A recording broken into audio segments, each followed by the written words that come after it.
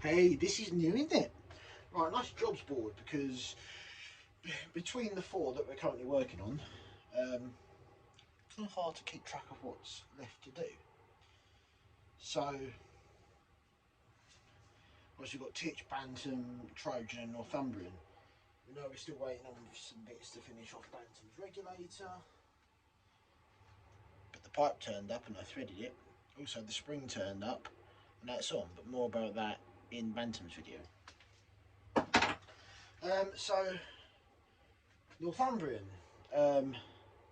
Not going to carry on with Northumbrian for a minute because I'm waiting for some lower temp soldier for that.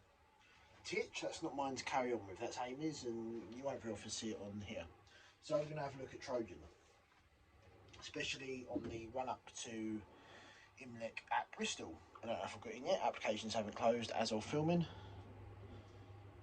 But, you see we've got quite a few little jobs to do.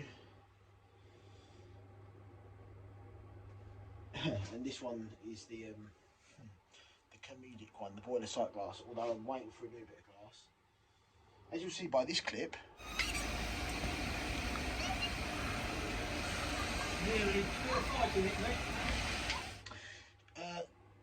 Trojan sort of exploded during the steam test.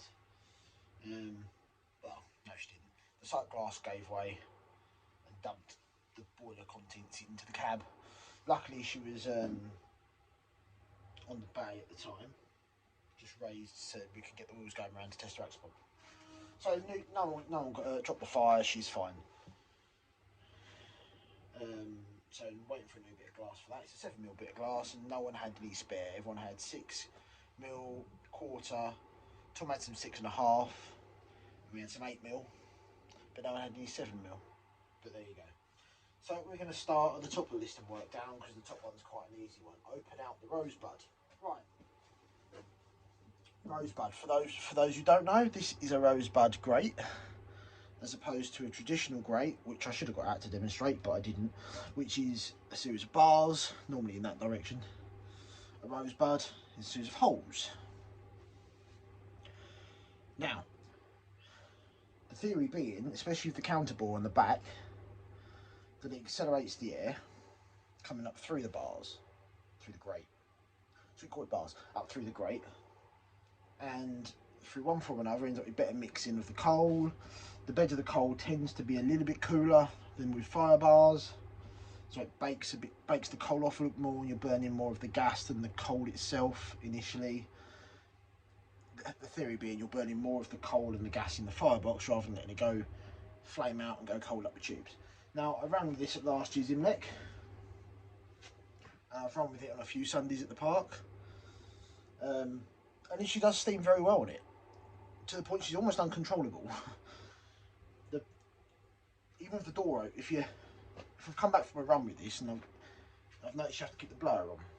At the park, I can run up the hill with a nice bright fire on here and the door open and still blowing and doing its crust.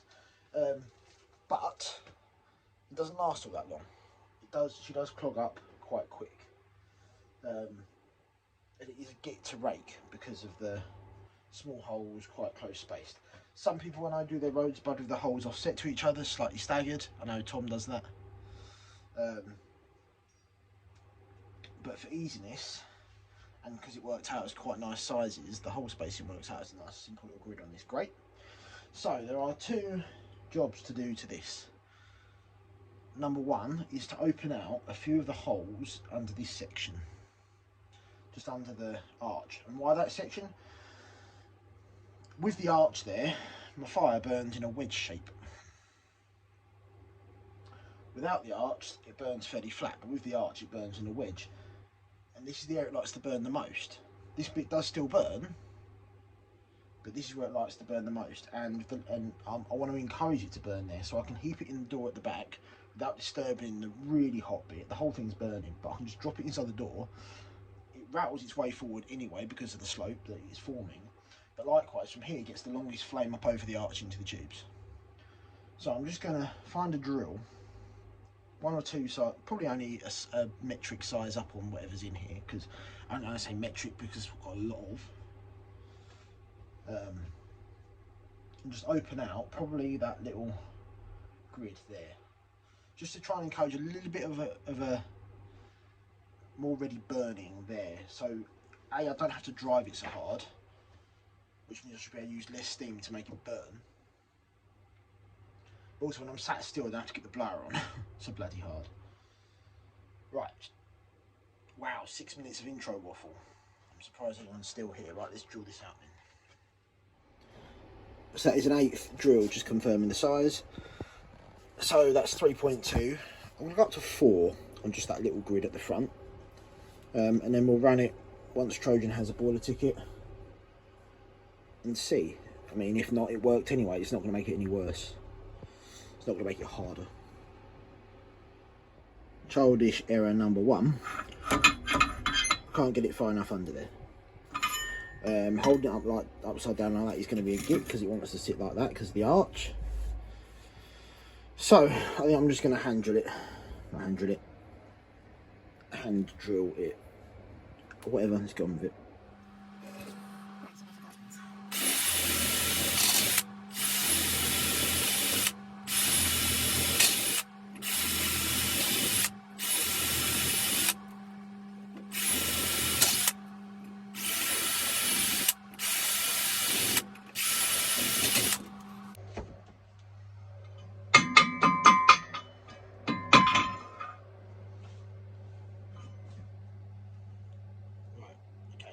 See those slightly bigger ones up there, so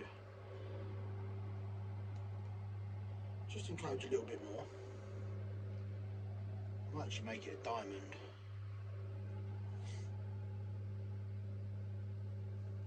It doesn't seem very big by the time we get some coal lumps on there. Let's make it a diamond.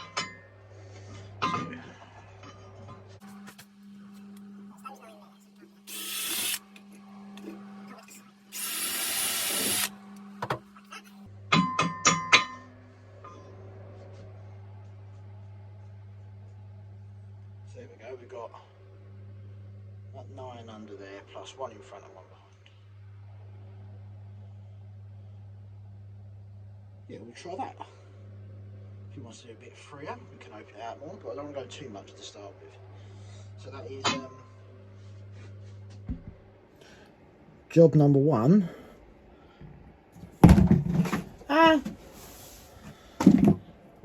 Falling on me. Can't rub it off. There we go.